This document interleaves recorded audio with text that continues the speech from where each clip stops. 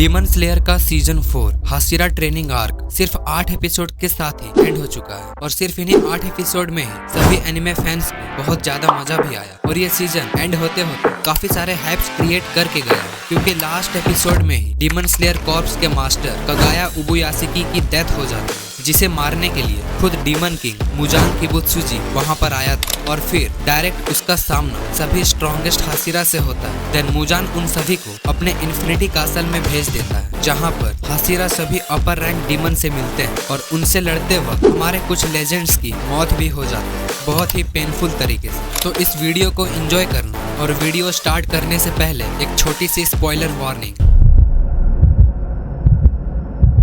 जब मुजान कगाया उबुयासुकी को मारने के लिए डीमन स्लेयर के हेडक्वार्टर्स में आता है, तब वो देखता है कि वहाँ पर सिर्फ 4 लोग होते हैं, जिसमें कगाया, उसकी वाइफ और उसकी 2 डाउटर्स होती हैं और उसके आसपास एक भी गार्ड्स नहीं होते। तब कगाया और मुजान के बीच कुछ बातें होती हैं और फिर कगाया खुद को चारा बनाकर अपनी लाइफ को सैक्रिफाइस कर देता है और वहाँ पर एक बड़ा धमाका होता है। देन सभी हाशिरा वहाँ पर आ जाते हैं। देन ग्यूमी सभी को बताता है कि ये कोई और नहीं बल्कि खुद मुजान किबुत्सुजी है। ये सुनकर सभी हाशिरा शॉक्ड हो जाते हैं और मुजान पर एक साथ अटैक करते हैं, बट मुजान उन सभी को अपने इन्फिनिटी कासल में भेज देता है।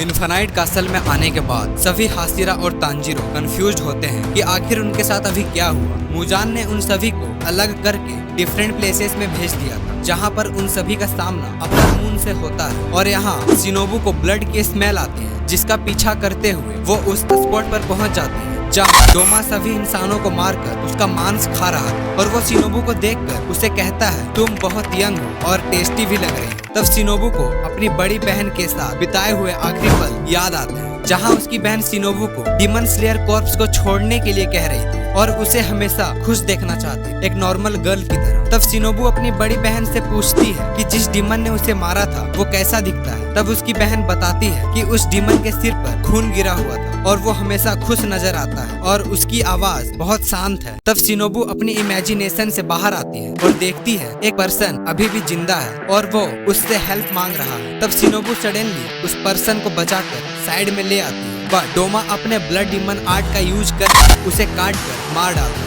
तब शिनोबु देखती है उस डीमन के हाथ में 2 शार्प फैंस हैं, जिसे वो एज अ वेपन यूज कर रहा है। तब डोमा शिनोबु से कहता है, I am the founder of the eternal paradise और मेरा रोल है कि मैं लोगों को एक फेथफुल डेथ देता हूँ, जिससे उन्हें कम दर्द सहना पड़ता है और खुशी खुशी मर सकते हैं। ये सुनकर शिनोबु बहुत गुस्से में उस डीमन से पूछती है कि मेरी बहन को किसने मारा था। तब डोमा उसे रिप्लाई में कहता है, तुम क्या कह रही हो, मैं कुछ समझा नहीं। तब शिनोबु उसे अपनी हाउरी कोड दिखाते हुए कहती है, क्या तुम्हें ये हाउरी कोड याद है जब तुमने मेरी बहन को मारा था। तब डोमा कहता है, वो लड़की जो फ्लावर ब्रीथिंग का यूज कर रही थी वो बहुत काइंड और क्यूट थी, लेकिन सनराइज के कारण मैं उसे खा नहीं पाया। तब शिनोबु इंसेक्ट ब्रीथिंग का यूज करके एक अटैक करती है और डोमा के आंख में अपने स्वॉर्ड को घुसा देती है। तब डोमा हंसते हुए कहता है, ऐसे अटैक्स मुझ पर काम नहीं करेंगे। तब शिनोबु उसे कहती है, तुम उस अटैक से तो बच गए, लेकिन पॉइजन के बारे में क्या ख्याल है। तब डोमा पर वो पॉइजन असर करने लगता है, बट डोमा उससे भी बच जाता है और ये देखकर शिनोबु शॉक्ड हो जाती है और डोमा पर फिर एक अटैक करती है, लेकिन डोमा उसे क्रिटिकल डैमेज पहुंचाता है तो शिनोबु नीचे गिर जाती है। तब शिनोबु को उसकी बहन दिखाई देती है और उससे कहती है, मैंने तुम्हें रोने की परमिशन नहीं दी।